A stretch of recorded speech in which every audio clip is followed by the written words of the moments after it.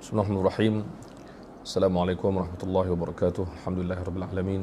Wassalatu wassalamu ala sayyidil mursalin sayyidina wa nabiyyina Muhammad wa ala alihi wa sahbihi ajma'in. Alhamdulillah,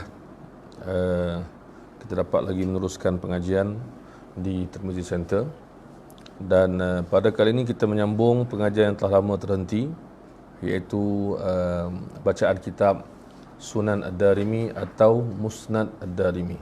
Kitab ni adalah kitab yang sama. Nama dia kadang-kadang orang panggil Sunan Ad-Darimi, kadang-kadang orang panggil Musnad Ad-Darimi. Dan Imam Ad-Darimi, imam yang terkenal, guru kepada ramai ulama hadis yang terkenal, guru kepada Bukhari dan Muslim, dan guru kepada Imam Tirmizi. Dan beliau meninggal 255 Hijrah, setahun sebelum kewafatan Imam Al-Bukhari. Dan Imam Bukhari menangisi kematian beliau selepas beliau mendapat berita kematian Imam Ad-Darimi. Kita sebutkan dalam kelas-kelas sebelum ini bahawa Imam Ad-Darimi susunan sunan ataupun musnadnya ini agak berlainan daripada kitab-kitab yang terkemuka yang lain, kerana beliau memulakan dengan kita menyebutkan sebelum ini bahawa tentang iman dan juga tentang sebelum datangnya Nabi sallallahu alaihi wasallam, kemudian masuk kepada mukjizat.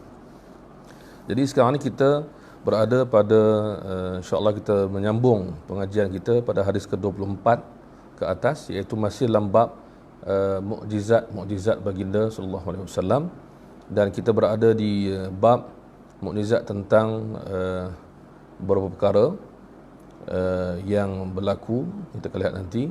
Selepas itu kita akan masuk bab yang kelima. Sekarang kita bab yang keempat. Bab yang keempat ni tajuk dia apa yang Allah muliakan Rasul, ma akramallahu bihi nabiyahu sallallahu alaihi wasallam. Bab yang mana apa yang Allah muliakan dengannya nabinya sallallahu alaihi wasallam, min imani syajari bihi, berupa berimannya pokok kepadanya, wal bahaim, dan binatang-binatang, wal jin, dan juga jin.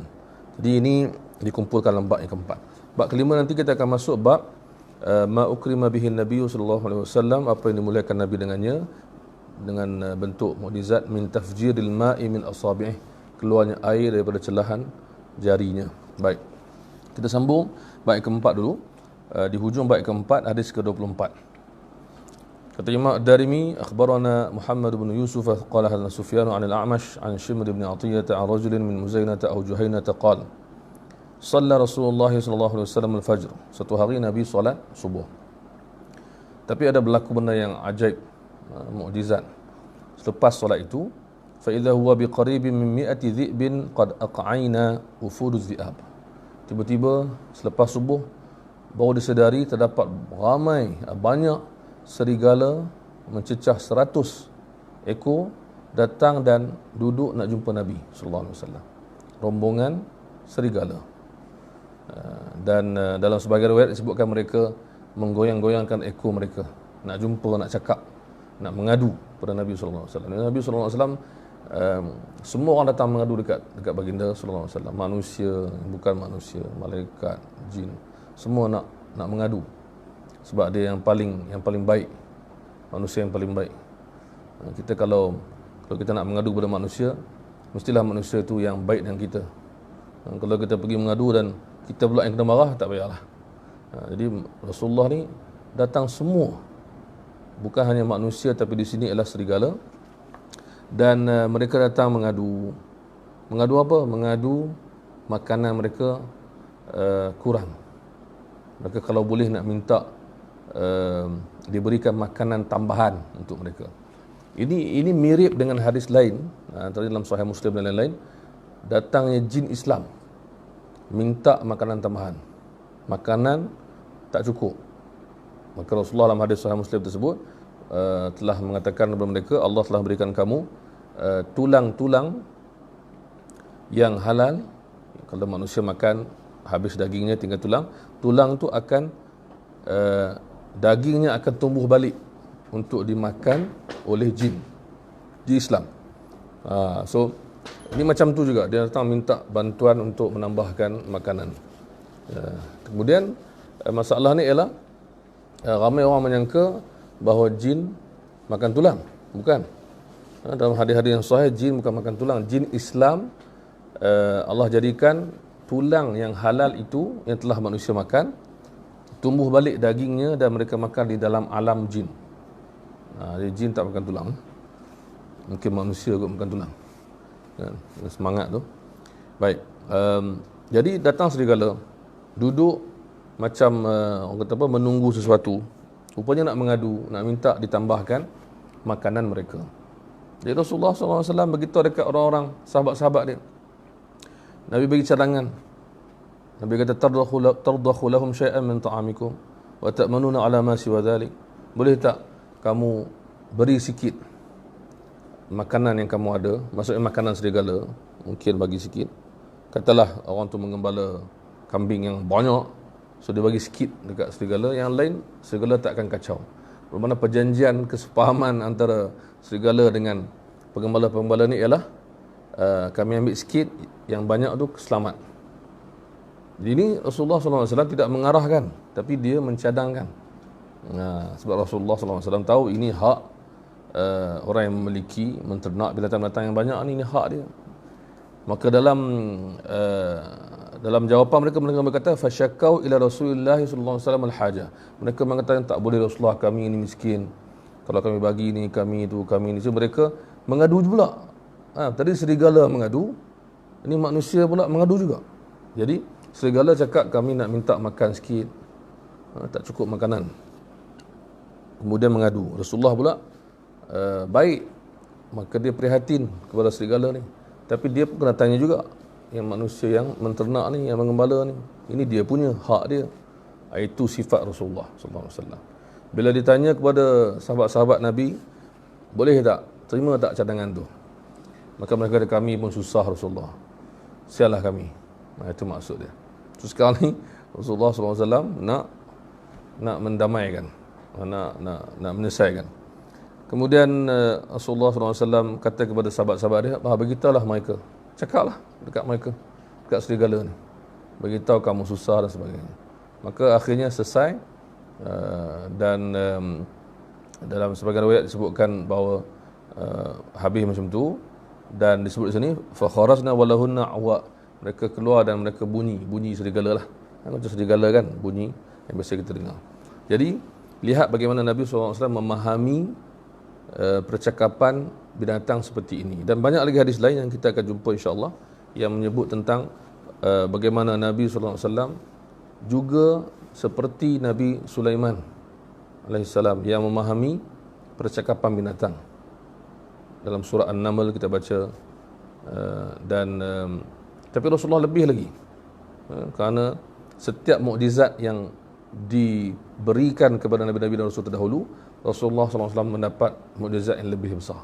Itu maksud. Kita akan lihat dalam bab kelima, jelas bab yang akan datang, iaitu bab air keluar daripada tangan baginda sallallahu alaihi wasallam. Baik, hadis ke-25.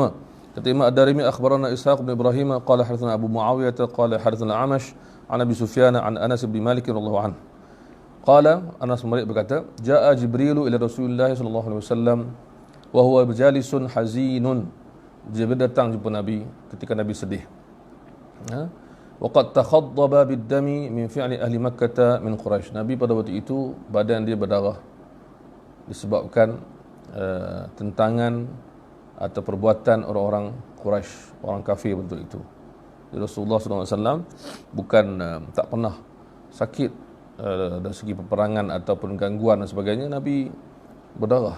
Jadi bagaimana kita boleh tahan melihat Nabi kita SAW dalam keadaan berdarah, tubuhnya ditentang dan ditindas oleh orang kafir.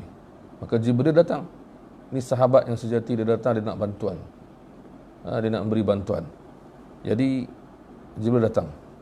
Maka Jibril berkata, ya Rasulullah, wahai Rasulullah, hal tuhibbu an uriyaka ayah, nak tak aku tunjukkan kamu satu benda yang ajaib, ayat, iaitu ayah keajaiban, nak mengembirakan Nabi SAW.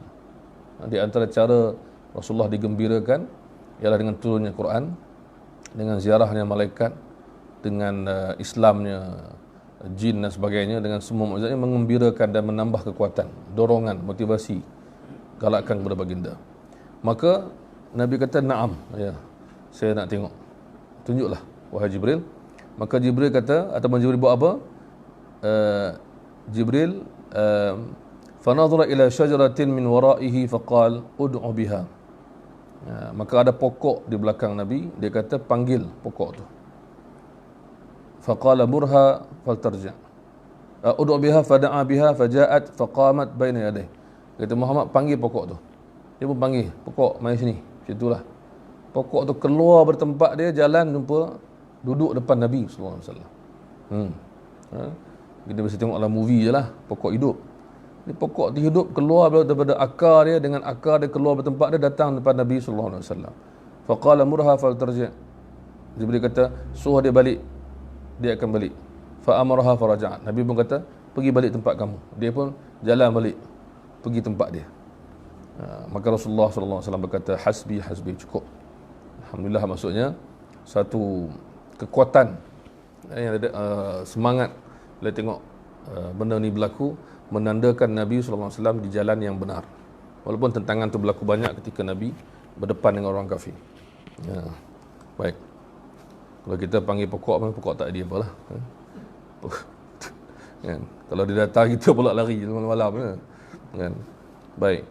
Ada 26 kata Imam Ad-Darimi, akhbarana Ishaq bin Ibrahim qala hadatsana Jarir wa Abu Muawiyah an al-Amashi an Abi Zabyan an Ibn Abbas. Ini Ibn Abbas radhiyallahu anhu. Macam mana dia ceritakan mukjizat yang dia nampak pula. Dia kata, ata rajulun min Bani Amir Rasulullah sallallahu alaihi wasallam. Datang seorang lelaki daripada perkampungan Bani Amir. Maksudnya, ini benda ni biasa berlaku, banyak berlaku. Banyak riwayat disebutkan orang-orang Arab datang yang belum Islam, datang nak peluk Islam, nak tanya dulu.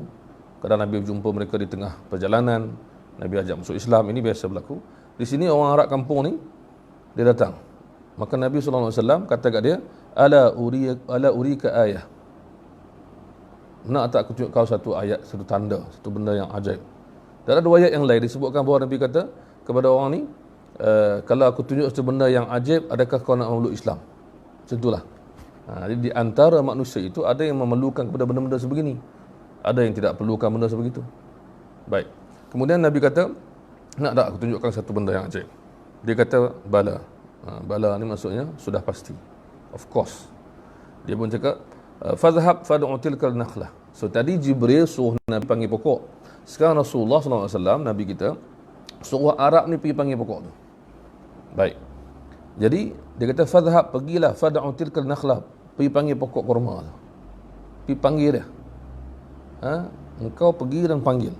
Fada'aha faja'at tanquzu baina yadayhi. Pokok tu terus datang ikut dia, keluar dengan akar-akar dia, datang depan dia.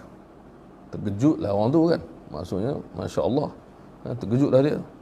Faqala qul laha tarji'. Nabi kata kepada dia, sekarang suruh dia balik. Maka lelaki tu pun cakap, balik, masuk balik. Dia pun pergi bergerak-gerak masuk balik. Macam kes tadi berlaku kepada orang ni.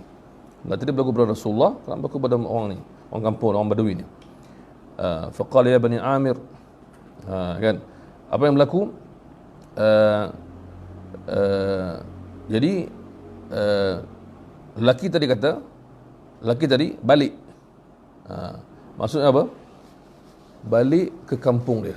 Apa yang dia kata? Ma ra'aitu rajulan kal yaumi ashara minhu. Aku tak pernah jumpa orang yang ahli sihir yang sehebat Muhammad. Dia kata ahli sihir. Jadi di sini nampak macam dia tak memeluk Islam. Tapi dalam riwayat-riwayat yang lain, bila kita tengok ulama-ulama kumpulkan, mendapati bahawa dia memeluk Islam. So apa maksud ayat yang pertama ni? Ayat pertama ni dia nak macam bagi tahu kagumnya dia, kan? Maksudnya ini sebab Arab kalau jumpa ahli sihir sebelum Islam, dia kata ini tak ada ahli sihir berlawan ni. Akhirnya dia fikir balik, ini bukan sihir. Itu maksud dia. Ini bukan sihir dan dia memeluk Islam. Itu maksud dia. Jadi riwayat dalam Sunan Darimi, riwayat yang tak bercerita sampai habis, tapi riwayat lain dihabiskan. Baik. So kita habis bab yang keempat, iaitu bab mukjizat kepada pokok, ataupun Nabi SAW boleh pokok boleh beriman kepada dia, boleh hidup, boleh dengar cakap dia, dan juga binatang dan jin. Bab kelima kita masukkan babu ma ukrima bihi Nabi sallallahu alaihi wasallam min tafjiril ma'i min asabi'. Air keluar daripada celahan jari. Ini kata ulama antara mukjizat yang hebat. Kita tak boleh anggap macam Setengah orang makan, oh ni kecil je. Tak, ini setiap mukjizat Nabi adalah mukjizat yang hebat bila kita melihat hakikat dia berlaku dan bila kita membandingkannya dengan Nabi-Nabi terdahulu. Nabi Musa ketuk batu, keluar air daripada batu, kan? Fanfajarat minhu sanata asyrata aina qad alima kullu unasin mashrabahum.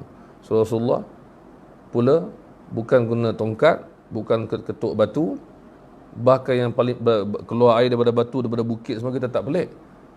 Memang air dalam tanah, dalam bumi, keluar daripada jari, maka amat pelik.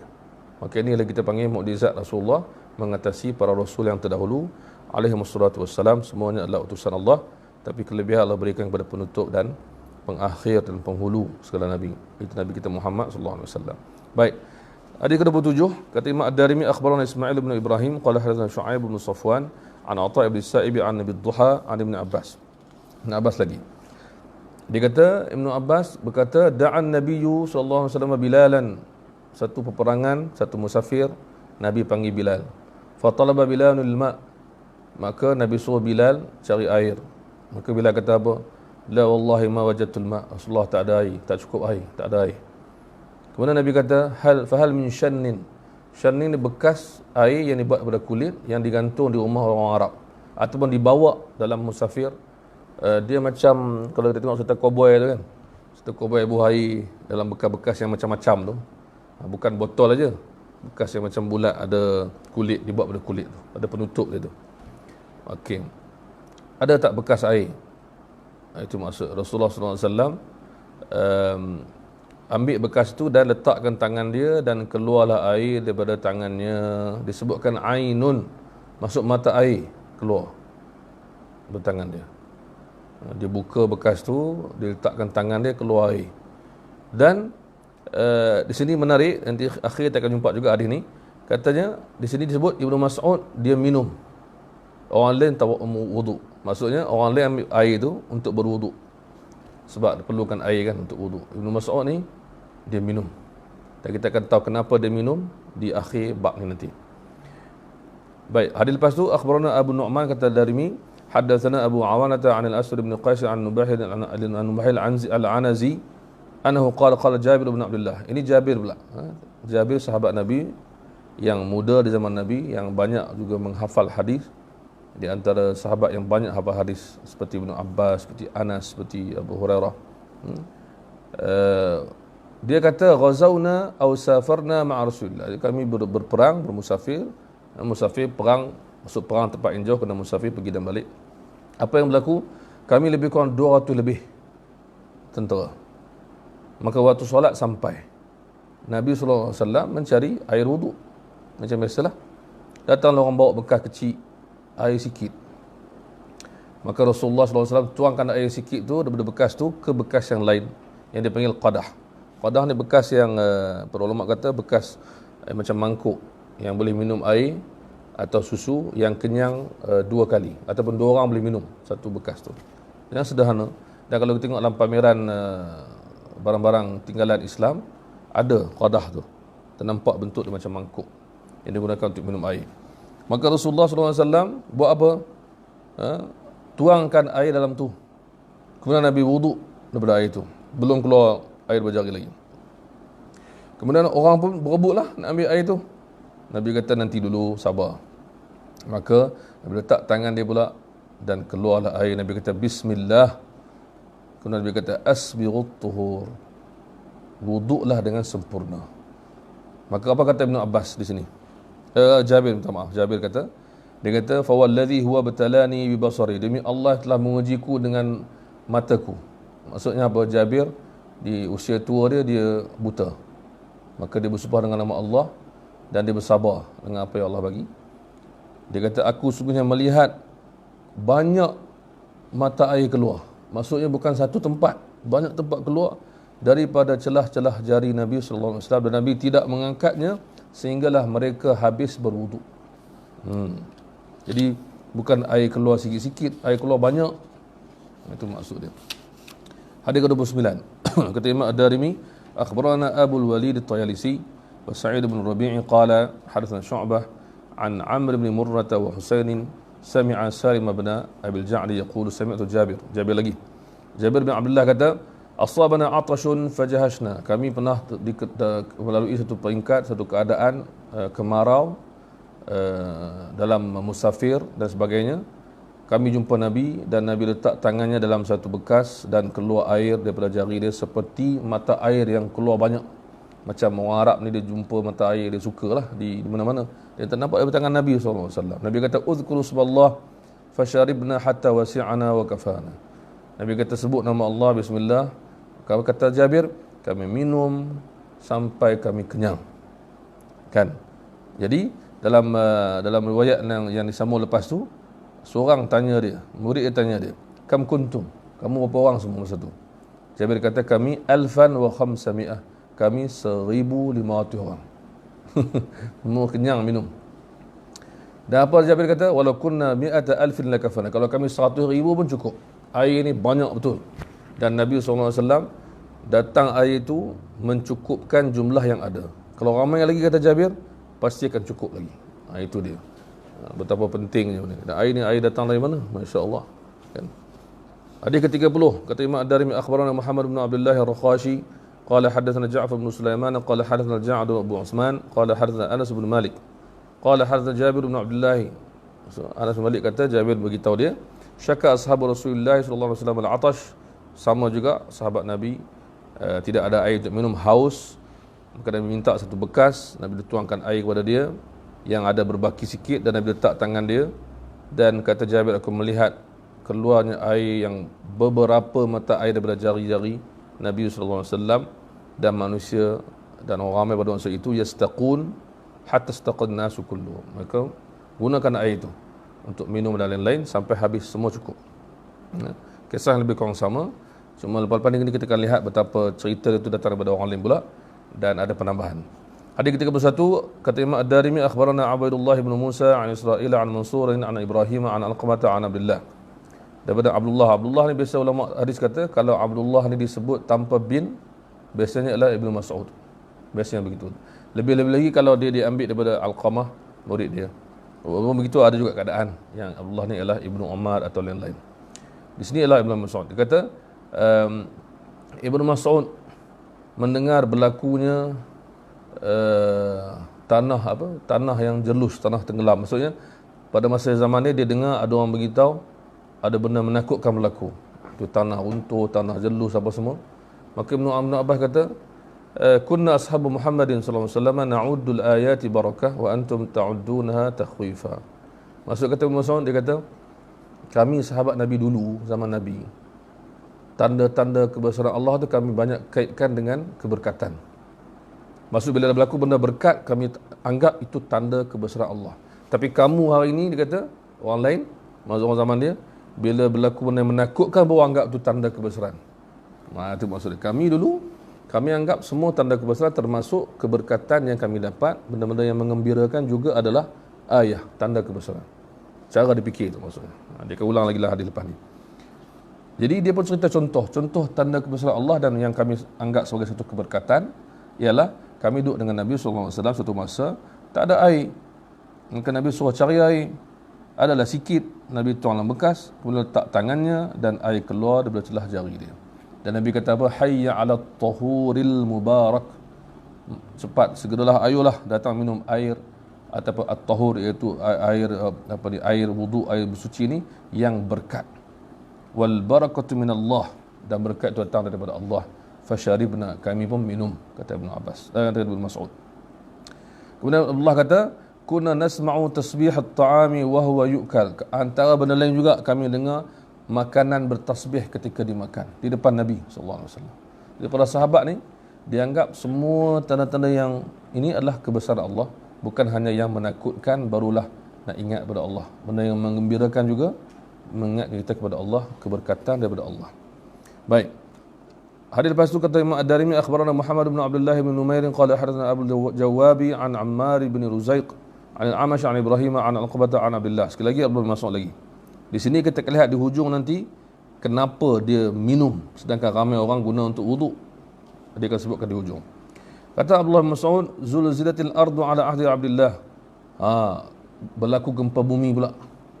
Riwayat ni sebut gempa bumi, maksudnya zaman Abdullah bin Mas'ud, zaman Nabi dah wafat. Jadi ramai orang duk macam masya-Allah subhanallah ni duk takut, menganggap tanda kebesaran Allah hanyalah benda yang menakutkan. Ayat yang tadi juga dia kata kami sahabat-sahabat Rasulullah, kami menganggap keberkatan dan kegembiraan yang kami dapat macam mukjizat itu juga adalah tanda kebesaran Allah semuanya.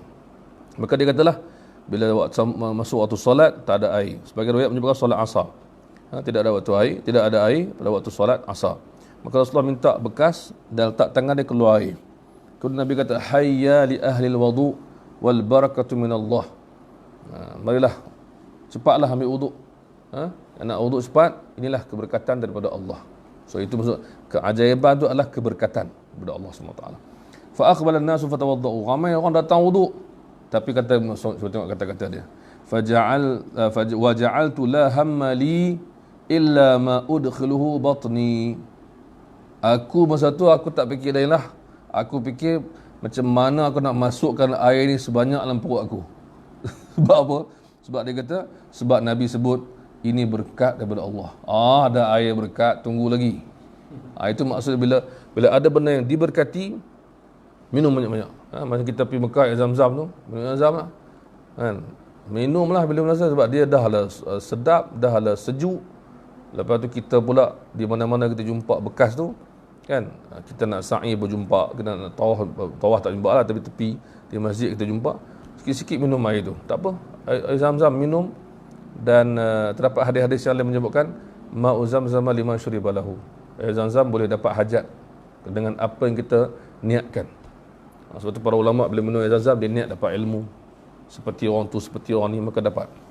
Jadi yang berkat ni ambil banyak-banyak. Itu maksud dia.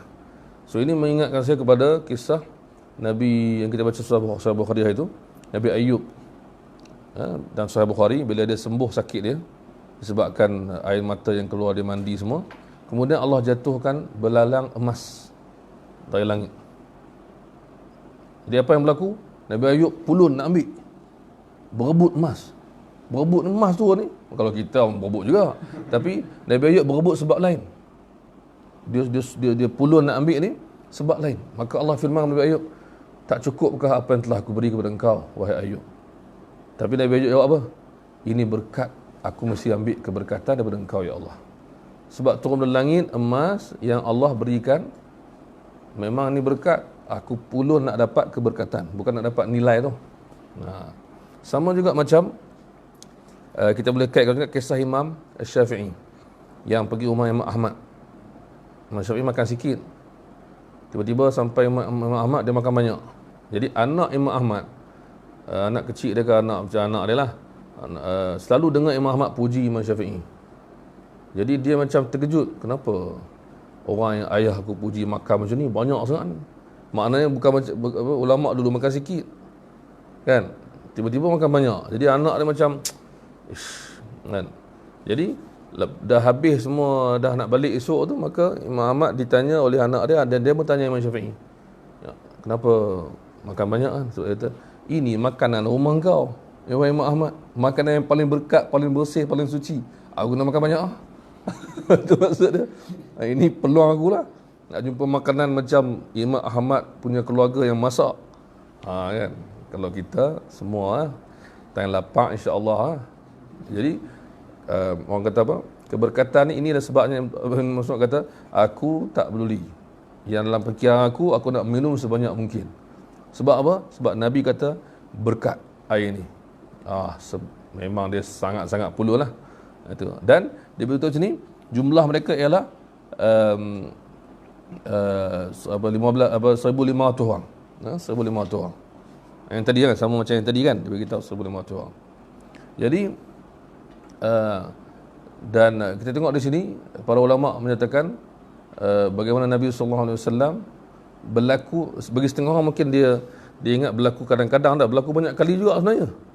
Jadi mukjizat ni ada satu masalah tau, ada satu masalah setengah orang bila dia tak baca banyak hadis ataupun dia baca beberapa hadis, dia anggap mukjizat ni kadang-kadang, jarang-jarang.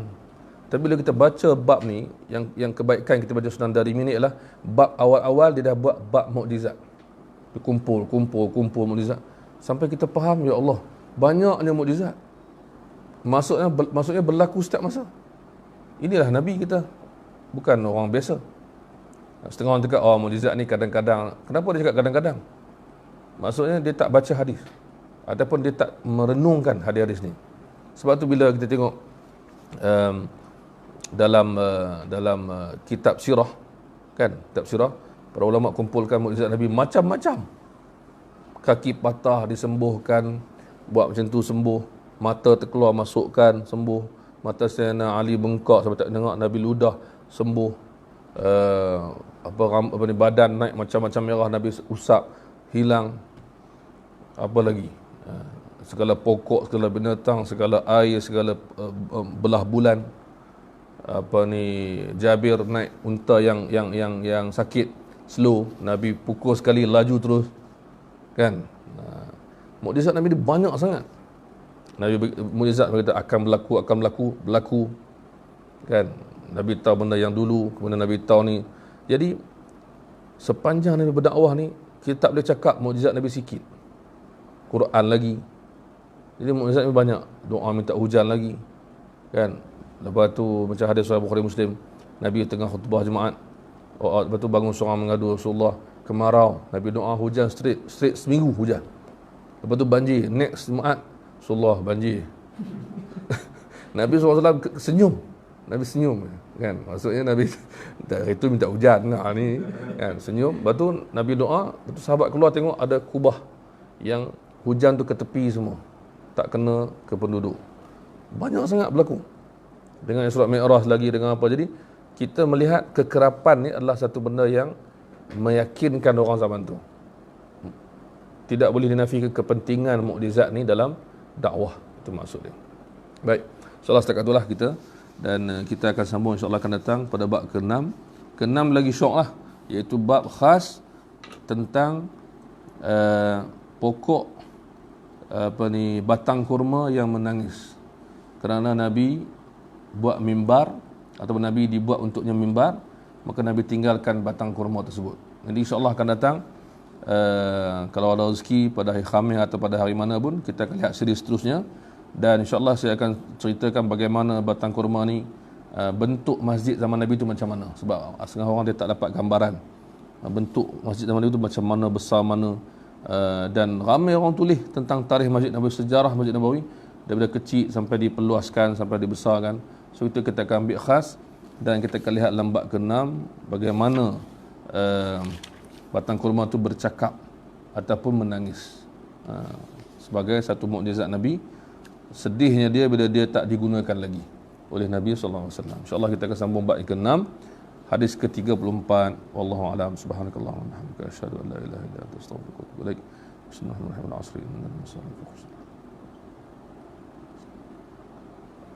Assalamualaikum warahmatullahi wabarakatuh.